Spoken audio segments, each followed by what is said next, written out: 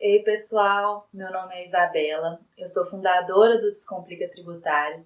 Em conjunto com meu pai, o professor Marcos, resolvemos criar uma escola de cursos sobre o ICMS, a partir da sua experiência como auditor fiscal aposentado, com mais de 36 anos de carreira, sendo que na maior parte desse tempo ele se dedicou à ST, tendo inclusive auxiliado na elaboração do anexo 15 do regulamento do ICMS de Minas Gerais, que é o anexo que trata da ST no Estado, chegando a ocupar o cargo de superintendente de fiscalização, com função de gerência de toda a fiscalização no Estado mineiro. Nessa semana, nós vamos comentar detalhadamente o Convênio ICMS 142 de 2018, que é o pilar da substituição tributária do ICMS, e por isso demos o nome de Semana da ST. Nos dias 2, 3, 4 e 5, descomplicaremos o Convênio 142 de uma forma que você nunca viu. Na descrição do vídeo deixamos o link do nosso grupo do WhatsApp. Também deixamos o link do curso para que você comece a entender hoje mesmo, de vez, a ST. Corra que estamos com uma oferta promocional que durará somente nesta semana de lançamento. Não sabemos quando vamos abrir turma novamente. Deixe sua curtida e não se esqueça de se inscrever no nosso canal. Ei pessoal, na aula passada falamos sobre a inaplicabilidade da ST, a formação da base de cálculo e o cálculo do ICMS a ser recolhido. Se você perdeu, clique nos links abaixo e assista.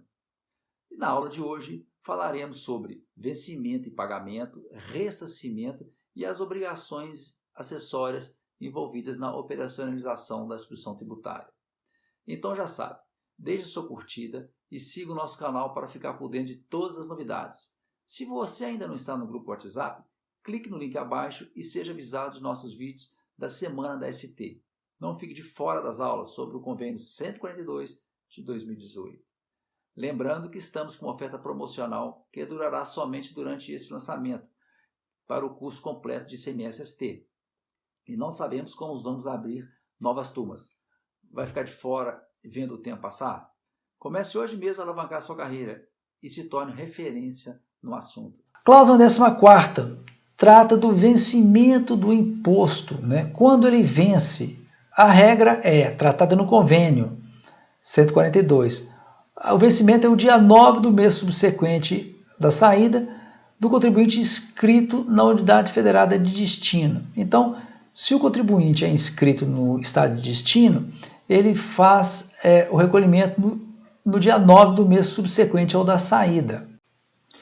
Ainda na cláusula 14ª, nós temos o inciso 2º, que fala que o vencimento do imposto por ST será na data da saída do bem do estabelecimento do remetente, quando o sujeito passivo não for inscrito no cadastro contribuinte de destino. Então, se ele é inscrito, é até o dia 9 do mês subsequente. Se ele não é inscrito, é o momento da saída da mercadoria. Já tem que sair do estabelecimento com o imposto recolhido para a unidade federada de destino. E no caso de optante pelo Simples Nacional, o prazo é mais elástico.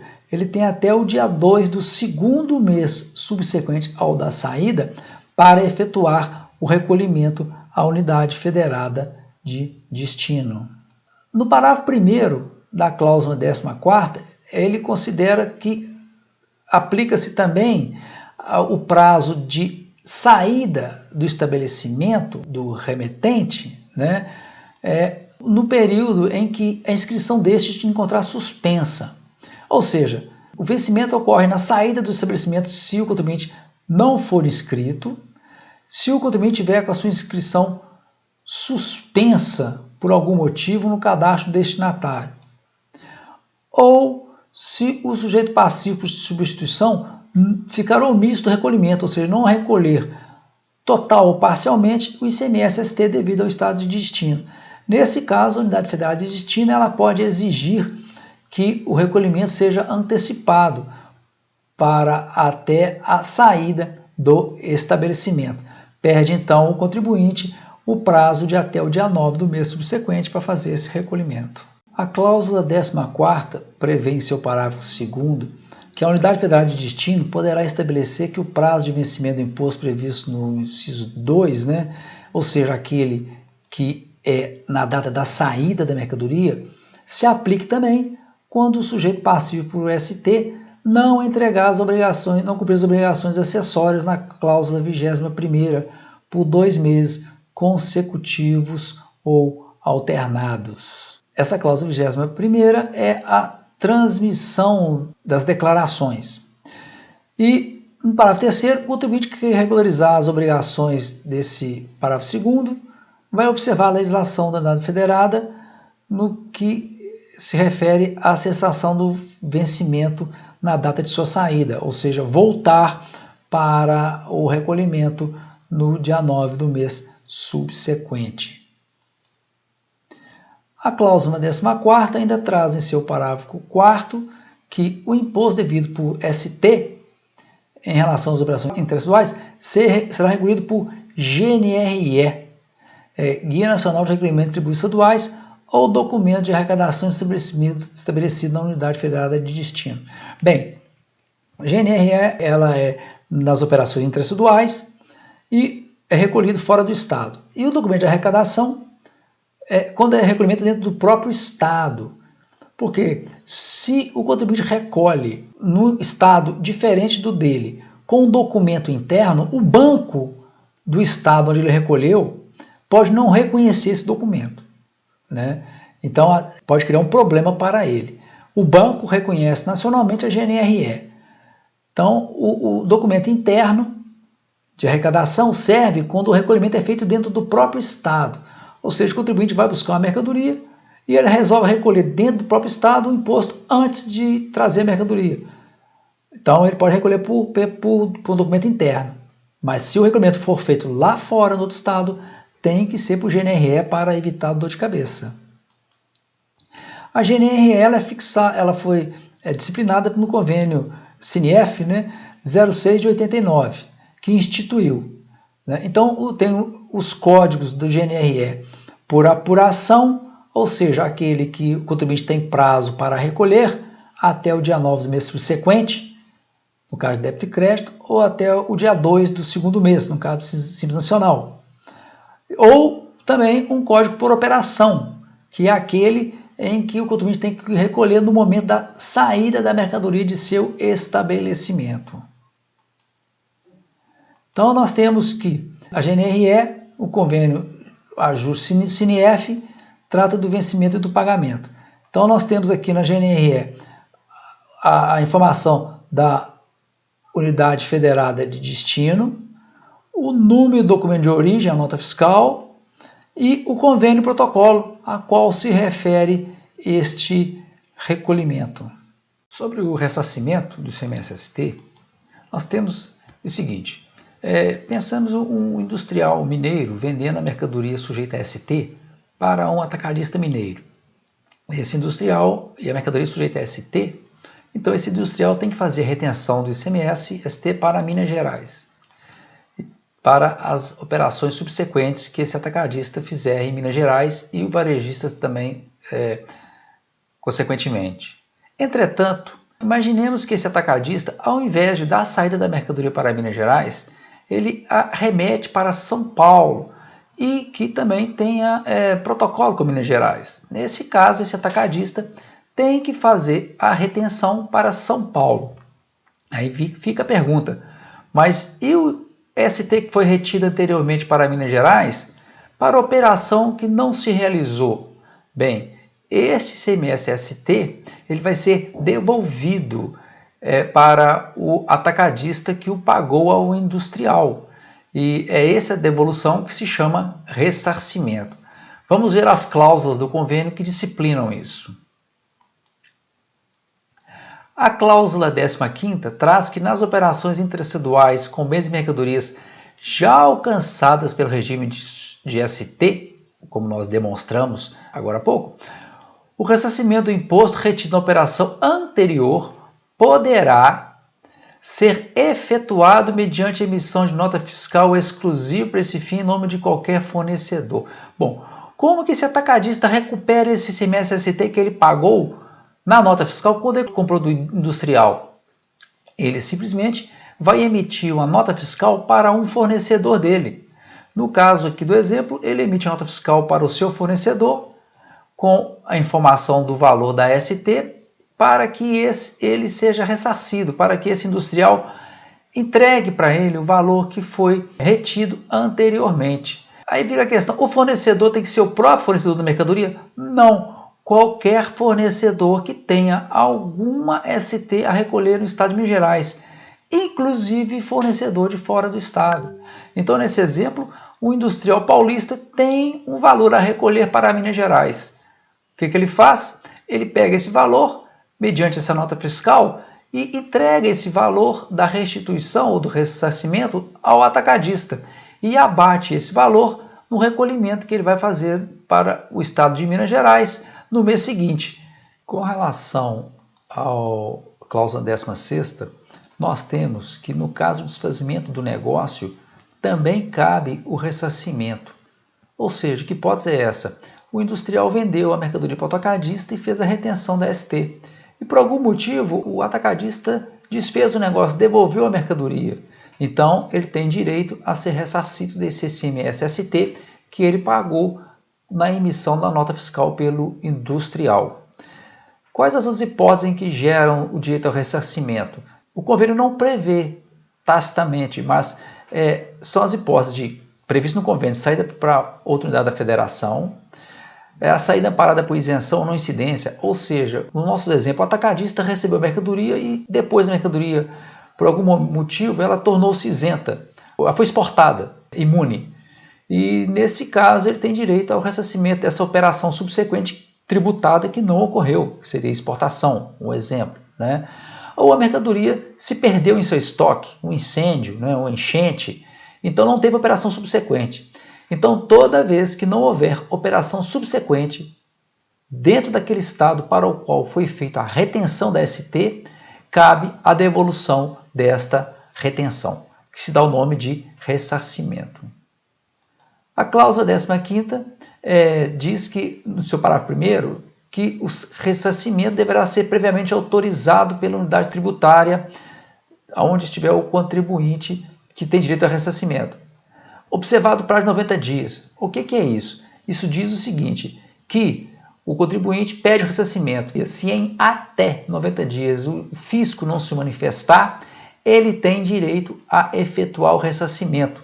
Ele tem direito de ser ressarcido da parcela daquele imposto cuja operação subsequente não se realizou.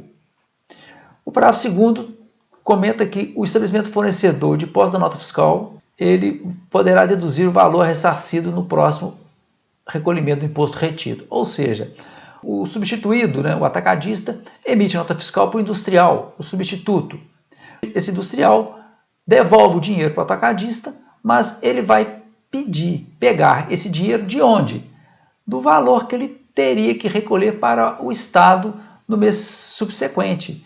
Então, ele, ao invés de recolher para o Estado, ele abate aquela parcela que ele está devolvendo, ressarcindo aquele que tem o direito ao ressarcimento.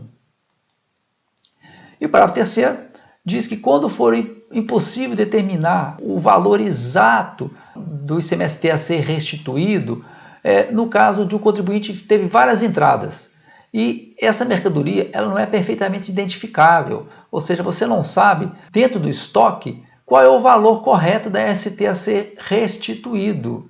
Então, para isso, há a necessidade de considerar as últimas aquisições, um preço médio das últimas aquisições. Veja o exemplo. Esse contribuinte tem duas operações de compra, no dia 1º e no dia 15. No dia 1º ele fez uma compra de 100 unidades de alguma mercadoria com ICMS total de R$ 450. Então o ICMS ST unitário de cada peça dessa é R$ 450. No dia 15 ele comprou a mesma peça, só que agora uma quantidade menor, 35, e pagou o ICMS ST de R$ 185,50 nessa compra. Então o preço unitário dessa segunda compra foi R$ 5,30. Portanto, ele tem um estoque, nesse dia 15, de ICMS total do estoque, R$ 635,50, para 135 unidades de mercadoria. Neste caso, então, ele apura o valor unitário do estoque, que é 4,71. Se porventura, no dia 25, ele faz uma venda de 80 unidades para fora do estado, não haverá a operação subsequente interna no seu estado, ele tem direito à restituição, ao ressarcimento dessas 80 unidades ao preço unitário de 4,71 de ICMS-ST retido, que vai dar para ele um direito total de restituição, de ressarcimento, de R$ 376,59. Essa média, a gente chama essa média unitária, média ponderada, que ela considera o peso, a quantidade de entrada em relação ao valor do ICMS retido, que está formado em seu estoque. O parágrafo 5º da cláusula 15ª, ele traz que, em substituição à sistemática prevista nessa cláusula, ou seja, o contribuinte emitiu uma nota fiscal para um fornecedor para ter o ressarcimento, os estados podem disciplinar forma diversa deste ressarcimento, que a gente chama os outros duas modalidades, abatimento ou creditamento. Abatimento, quando o próprio contribuinte tem direito ao ressarcimento, ele tem algum imposto ST a recolher para o estado. Então, ao invés de recolher aquele montante que ele tem direito, ele abate desse valor a ser recolhido, ressarcindo-se daquela parcela que ele tem direito. Outra modalidade é o creditamento. O contribuinte ele emite a nota fiscal para si próprio e ele lança como crédito na sua escrita fiscal, na escrita contábil, desse valor que ele tem a ser ressarcido. Esse crédito, evidentemente, vai abater recolhimentos futuros que ele venha a ser obrigado a fazer pelas suas operações próprias. Bom, aqui nós terminamos o ressarcimento tratado no Convênio 142 e, na sequência, nós vamos ver as obrigações acessórias. Bem, nesse modo nós vamos ver as obrigações acessórias envolvidas com a ST disciplinadas no Convênio 142 de 2018. A cláusula 17ª traz que poderá ser exigida ou concedida inscrição no cadastro contribuinte da Unidade Federada de Destino. Então, a inscrição estadual ela não é obrigatória ao nível do convênio. Os estados é que podem optar por exigir ou não a inscrição estadual dos contribuintes de outra unidade da federação que remetam mercadorias para o seu estado. O parágrafo único diz que o número de inscrição deverá ser colocado, aposto em todos os documentos fiscais. Então, as notas fiscais emitidas pelos substitutos tributários, obrigatoriamente, tem que constar o número da inscrição, se essa for concedida pelo estado de destino. A cláusula 18ª traz que, não sendo inscrito como contribuinte no estado de destino, o recolhimento do imposto devido à unidade para o qual se dirige a mercadoria será realizado por meio de GNRE no momento da saída da mercadoria do estabelecimento do substituto e para cada operação. Então, a falta de inscrição determina que o recolhimento tem que ser feito no momento da saída da mercadoria do estabelecimento. E, nessa hipótese, será emitida GNRE ou documento de arrecadação distinto para cada nota fiscal.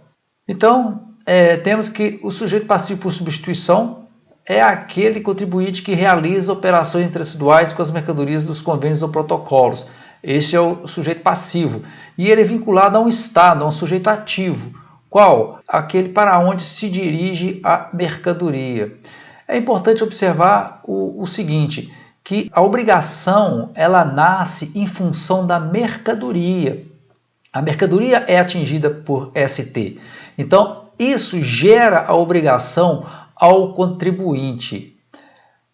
E independe de inscrição estadual. Ou seja, se a mercadoria é ST e na operação interestadual, se há acordo entre os estados, essa mercadoria se sujeita a ST independentemente da vontade do contribuinte.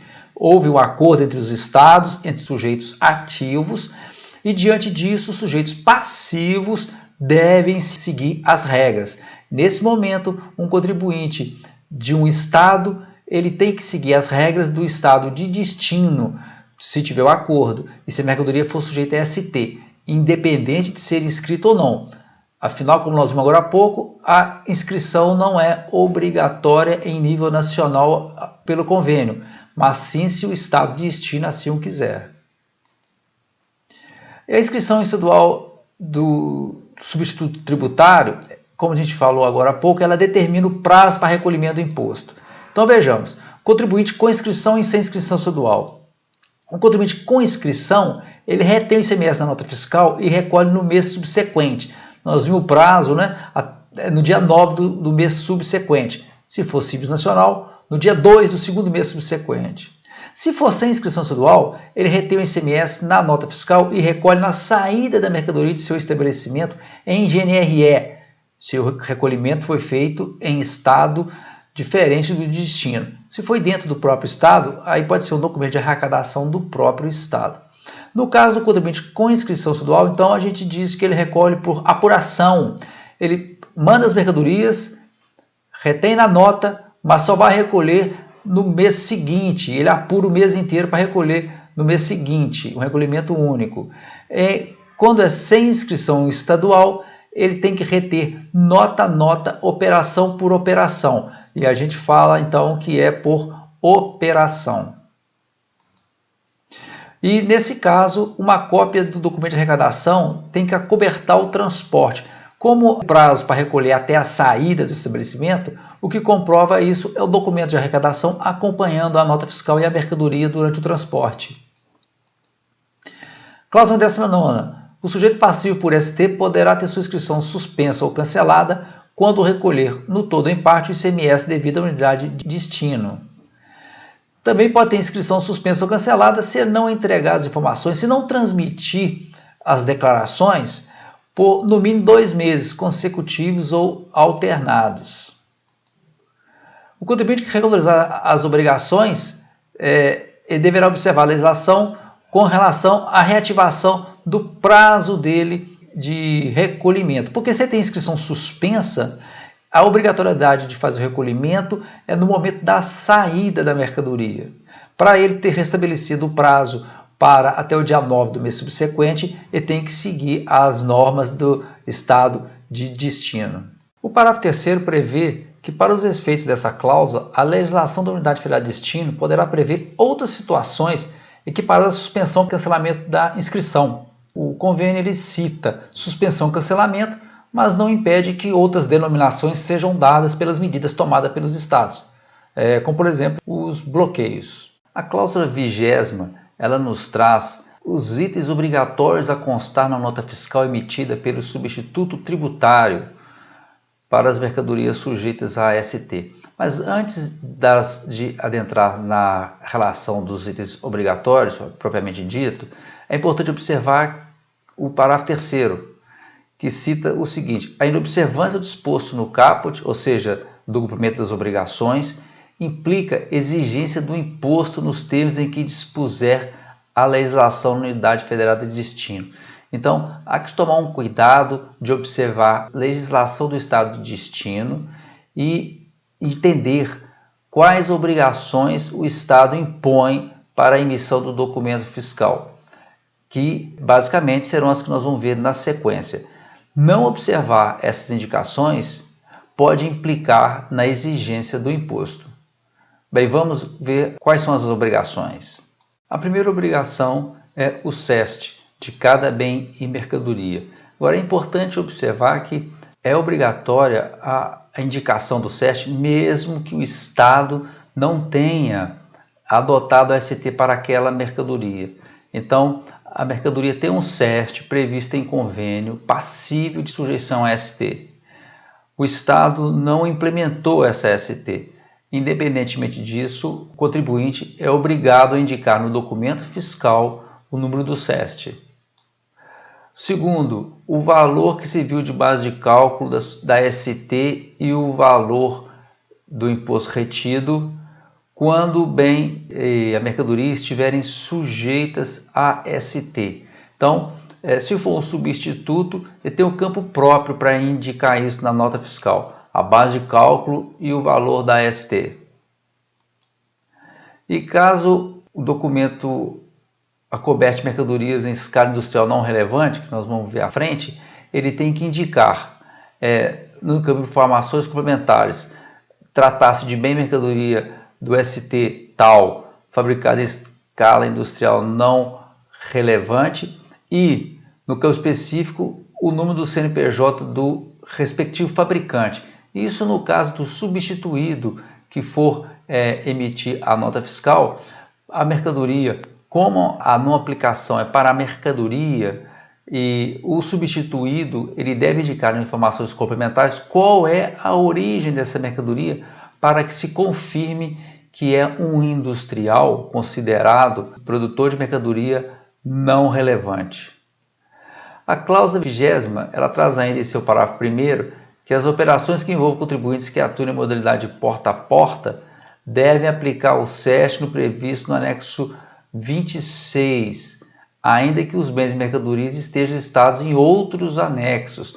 Ou seja, o segmento de porta a porta, ele traz em si mercadorias que podem estar em outros segmentos. Então, nesse caso, se é um sistema porta a porta, ele tem que adotar o SEST do porta a porta e não o SEST daquele segmento em que, porventura, a mercadoria também se enquadra. Um exemplo, nós temos aqui sabões de tocador sob outras formas. Ele, no segmento de venda de mercadorias pelo sistema de porta a porta, ele tem o SEST 2802200. Essa mesma mercadoria ela é encontrada no segmento de produtos de perfumaria e de higiene pessoal e cosméticos, de SEST 2003600. Portanto, se for um substituto de mercadoria de venda pelo sistema porta a porta, o SEST é o 2802200. Se não for sistema porta a porta, ele vai adotar o 2003600. A cláusula 20ª traz ainda no seu parágrafo 2º que nas hipóteses de inaplicabilidade do regime de ST, no campo de informações complementares, deve trazer o dispositivo em que se fundamenta a referida inaplicabilidade. Ela tem que trazer o dispositivo legal que o Estado implementou e que demonstra e que deixa claro que não se aplica a ST naquela hipótese. A cláusula 21ª traz que o sujeito passivo por ST remeterá à administração tributária da Unidade Federal de Destino as seguintes informações relativas às operações interestaduais. Então, o contribuinte tem que prestar informações, ele tem que transmitir dados, transmitir declarações. Quais são elas? Primeiro, a GIA-ST, que, em conformidade com a cláusula 8ª do CNF de 04 de 93, é a demonstração das operações, é a declaração mensal da apuração do ICMS-ST. A DESTIDA é essa mesma declaração, só que prestada por contribuinte do Simples Nacional. Essas declarações elas trazem a movimentação do mês da empresa. Ela vem demonstrar, inclusive, o valor do ICMS-ST a ser retido e recolhido. E terceiro, quando não obrigado à apresentação da escrituração fiscal digital, o contribuinte deve transmitir um arquivo magnético com o registro das operações fiscais praticadas por ele. Então ele tem que demonstrar todas as operações praticadas aglomeradamente.